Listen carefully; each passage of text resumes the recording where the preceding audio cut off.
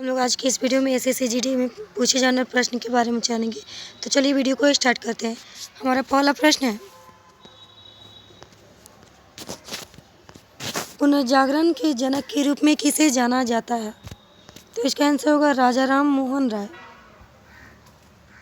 अगला प्रश्न है, बेलगांव अधिवेशन कब हुआ? तो बेलगांव अधिवेशन 1924 ईस्वी में हुआ। अगला प्रश्न है, शरीयतुल्लाह खान अंग्रेजों के खिलाफ किसका हिस्सा थे? तो इसका आंसर होगा फराजी आंदोलन। फराजी आंदोलन के हिस्सा थे शरीयतुल्लाह खान। अगला प्रश्न है, सरदार वल्लभ भाई पटेल द्वारा किस आंदोलन का नेतृत्व किया गया? तो सरदार वल्लभ भाई पटेल के द्वारा बारदोली सत्याग्रह आंदोलन का नेतृत्व किया गया। अगला प्रश्न है, अवध किसान सभा की स्थापना किस वर्ष की गई? इसका आंसर होगा 1920। 1920।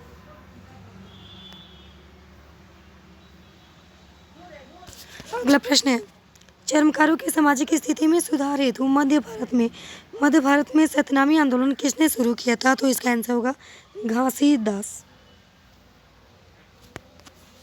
अगला प्रश्न है, ब्रह्म समाज की स्थापना किसकी सबसे बड़ी उपलब्धि थी? तो ब्रह्म समाज की स्थापना राजा राम मोहन राय की सबसे बड़ी उपलब्धि थी। अगला प्रश्न है, शुद्धि आंदोलन के संस्थापक कौन थे? तो शुद्धि आंदोलन के संस्थापक स्वामी दयानंद सरस्वती थे। अगला प्रश्न है, भारतीय राष्ट्रीय कांग्रेस की स्थापना कब की गई? तो भारतीय राष्ट्रीय कांग्रेस की स्थापना 1885 ईस्वी में की गई।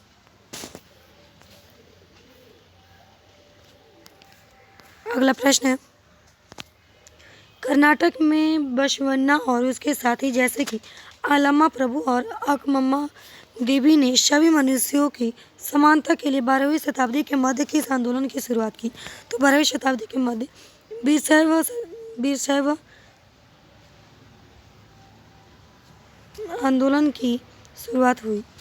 अगला प्रश्न है, दिसंबर 1929 में की अध्यक्षता में लाहौर कांग्रेस ने पूर्ण स्वराज की मांग को किसने औपचारिक रूप दिया? तो इसका आंसर होगा जवाहरलाल नेहरू। अगला प्रश्न है, दूसरा गोलमेज सम्मेलन कब आयोजित किया गया? तो दूसरा गोलमेज सम्मेलन दिसंबर 1931 को आयोजित किया गया था। अगला प्रश्न है, प्रथम गोलमेज सम्मेलन कब आयोजित किया गया? तो इसका आंसर होगा 1930। अगला प्रश्न, तृतीय गोलमेज सम्मेलन कब आयोजित किया गया था? तो तृतीय गोलमेज सम्मेलन 1932। प्रथम 1930, द्वितीय 1931, तृतीय 1932 गोलमेज सम्मेलन। अगला प्रश्न है, कांग्रेस और मुस्लिम लीग ने लखनऊ समझौता कब किया? इसका आंसर होगा 1916। अगला प्रश्न है, कहाँ पे संपन्न हुआ कांग्रेस का अधिवेशन किसी पिछड़े ग्रामीण क्षेत्र में आयोजित होने वाला पहला अधिवेशन था? तो इसका आंसर होगा फैजपुर। अगला प्रश्न है, भारतीय राष्ट्रीय कांग्रेस के लाहौर अधिवेशन ने किस वर्ष में 26 जनवरी को स्वतंत्रता दिवस मनाने की घोषणा की थी? तो इसका आंसर होगा 1930। हालांकि स्वतंत्रता दिवस 15 अगस्त को मनाया जाता है। 15 अगस्त।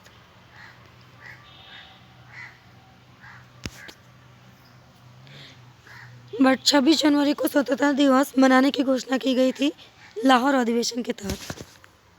अगला प्रश्न है, किस ब्रिटिश सेवानिवृत्त सिविल सेवा अधिकारी ने भारतीय राष्ट्रीय संघ की पहली बैठक बुलाने की पहल की?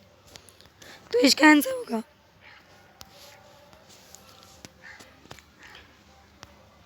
Allen ऑक्टेवियम Hume. अगला प्रश्न है, हड़प्पा सभ्यता का मोहनजोदारो स्थल किस नदी के किनारे स्थित है? तो इसका आंसर होगा सिंधु नदी घाटी। सिंधु नदी घाटी के किनारे हड़प्पा सभ्यता का मोहनजोदारो स्थल स्थित है। अगला प्रश्न है, लोथल किस नदी के किनारे स्थित है? तो लोथल भोगवा नदी के किनारे स्थित है। अगला प्रश्न है, चुनोदड़ो किस नदी के किनारे स्थित है? तो चुनोदड़ो सिंधु नदी के किनारे स्थित है। अगला प्रश्न है, लौह युग को कांसा युग का नाम क्यों दिया गया?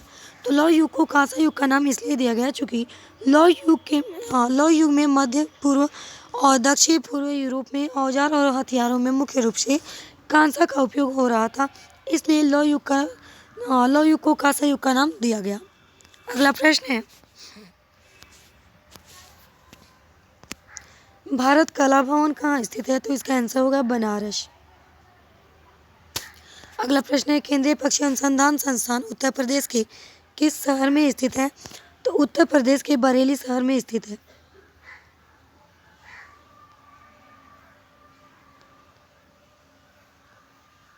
उत्तर प्रदेश। अगला प्रश्न है, भारतीय वन अनुसंधान संस्थान कहाँ स्थित है? तो भारतीय वन अनुसंधान संस्थान जो है वो देहरादून में स्थित है। अगला प्रश्न है,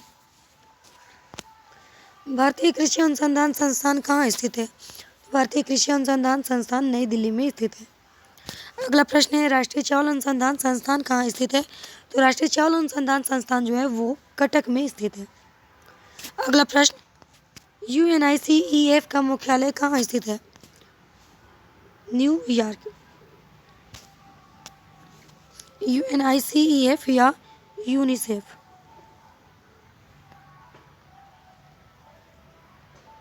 या यूनिसेफ। अगला प्रश्न है,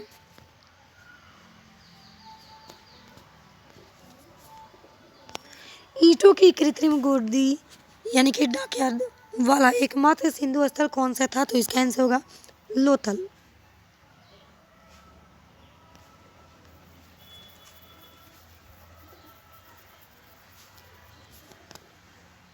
इसका answer Lothal.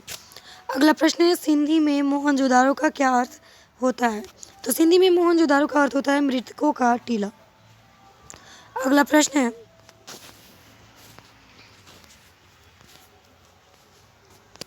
International court of justice का हेडक्वार्टर कहाँ स्थित है?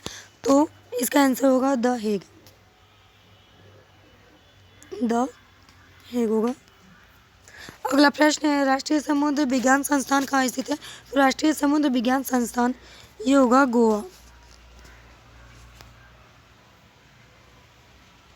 अगला प्रश्न है, यूनिसेफ की स्थापना कब हुई? तो यूनिसेफ की स्थापना 1946 ईस्वी में हुई। 1946। अगला प्रश्न है, नाटो का मुख्यालय कहाँ स्थित है? तो नाटो का मुख्यालय ब्रसेल्स। अगला प्रश्न है, किस देश में सार्क सचिवालय का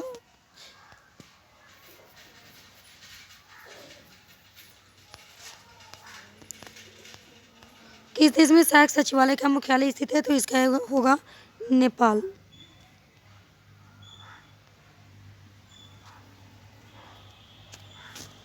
इसका आंसर होगा नेपाल। इंतजार कीजिए हमारे अगली वीडियो को, तब तक जय हिंद।